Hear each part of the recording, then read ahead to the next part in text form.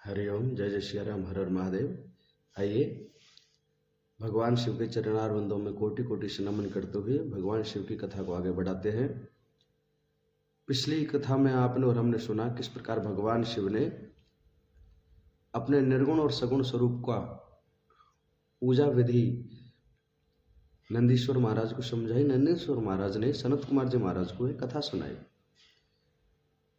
नंदीश्वर महाराज श्री सनत कुमार जी महाराज से कहते हैं, हे योगेंद्र, आगे एक समय विष्णु भगवान शेष शैया पर अपने गरुड़ आदि पार्षदों से संयुक्त लक्ष्मी सहित शयन कर रहे थे। उस समय ब्रह्म ज्ञान में श्रेष्ठ ब्रह्मा जी अपनी इच्छा से वहां आए। सब प्रकार सुंदर सेज पर शयन करते हुए कमल लोचन विष्णु जी से पूछने लगे। नंदिकेश्वरवाच पुरा कदाचिदो योगीन्द्र विष्णुर्विषधराशनः शुश्वाप परया भूत्वा श्वानुगैरपि संवृतः यदृच्छया गत तत्रः ब्रह्मा विदांबरः अपृच्छ पुंडरीकाक्षं शयनं सर्वसुंदरम। ब्रह्मा जी जाकर के भगवान विष्णु से पूछते हैं, तुम कौन हो जो मुझे देखकर अभिमानी पुरुष के समान शयन करते हो? हे वत्स, उठो, मैं तुम्हारा स्वामी आया हूं। आए हुए गुरु को देखकर जो अभिमान करता है, उस द्रोही की मूड का प्रायश्चित होना उचित है। यह सुनकर विष्णु जी के अंतर में क्रोध हुआ, परंतु बाहर से शांत रहे और बोले, हे वत्स, तुम्हारा मंगल हो, बैठो, इस आसन पर विराजमान हो। इस समय तुम्हारा नेत्र कुटिल और मुख वक्र क्यों हो रहा है? ब्रह्मा जी बोले, हे वत्स विष्णु, तुमको समय के प्रभाव से अभिमान है। हे पुत्र, मैं तुम्हारा रक्षक और जगत का पितामह हूं। विष्णु जी कहने लगे ब्रह्मा जी की बातों सुनकर, यह सब जगत मुझ में स्थित है, तुम चोर के समान किस प्रकार अपना कहते हो? अर्थात तुम्हारे मन में ये बात कैसे आई कि तुम जगत के पिता हो, जबकि तुम्हारी स्वयं की सृष्टि मेरे नाभि कमल से हुई है। विष्णु जी कहते हैं, तुम मेरे नाभि कमल से उत्पन्न हुए हो और इससे तुम मेरे पुत्र हो, और मुझे पुत्र कहना वृथा है। अर्थात तुम मेरे पुत्र हो, मैं तुम्हारा पुत्र नहीं हूं। इसलिए तुम ये अहंकार वाली बातों को छोड़ो और शांति से खड़े रहो। नंदिकेश्वर बोले, इस प्रकार ब्रह्मा विष्णु दोनों ही रजोगुण से मुक्त होकर विवाद करने लगे। मैं श्रेष्ठ हूं, मैं स्वामी हूं, ऐसा कहकर एक दूसरे को मारने की इच्छा से युद्ध करने को उत्सुक हुए और हंस और गरुड़ वाहन पर स्थित हो यह दोनों देव युद्ध करने लगे।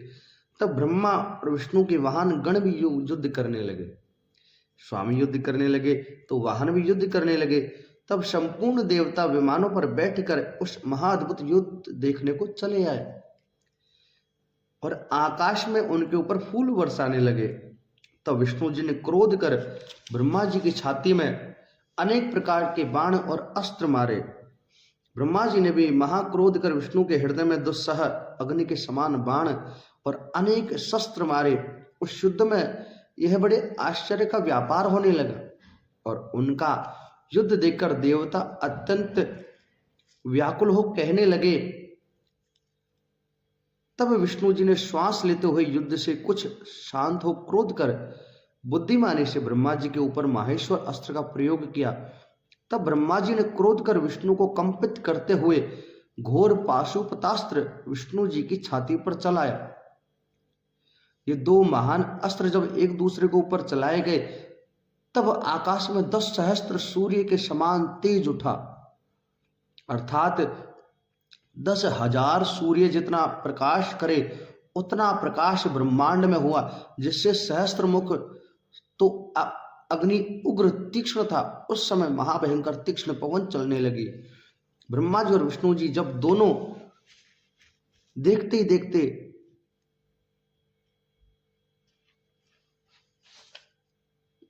भयंकर उस उदय हुए, तब घोर उपद्रव हुए, तब इस पर ब्रह्मा और विष्णु जी का परस्पर युद्ध हुआ।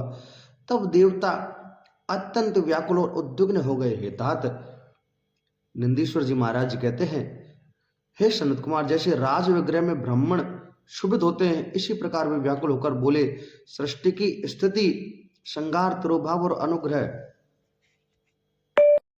जिनसे होता है, उन ब्रह्मा त्रिशूलधारी के अनुग्रह बिना अपनी इच्छा में से कोई तृण भी नाश करने में समर्थ नहीं है।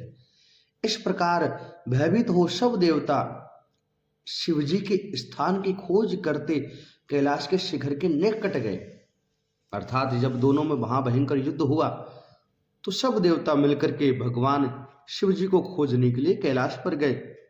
देखते ही देखते प्रसन्न हो उस परमेश्वर पद प्रणवाकार को देख प्रसन्न हो प्रणाम किया और स्थित हुए उस स्थान में प्रवेश करके उस सभा मंडल में मणि के बिस्तर पर पार्वती सहित विराजमान देव श्रेष्ठ को देखा। वाम के ऊपर दक्षिण पद रखे शिव जी के निमित्त अपना कर कमल अर्पण किए अपने गणों से सब प्रकार वेष्टित संपूर्ण लक्षण से लक्षित महाभक्ति युक्त स्त्रीजन जो विशेष उपचार जानती थी वे पंखा कर रही थी, वेद स्तुति करते थे और अनुग्रह की दृष्टि से सबको देखते थे।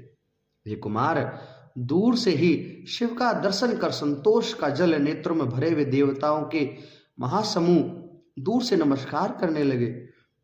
उन देवताओं को देखकर गणों द्वारा उन्हें बुलाए देवदेव महादेव उन देवताओं को प्रसन्न करते हुए मधुर और मंगल युक्त वचन गंभीर वाणी से बोले। इति श्री शिव महापुराणे विद्वेश्वर संहिता भाषा टीकायाम षष्ठो अध्याय। बोले शंकर भगवान की जय हो।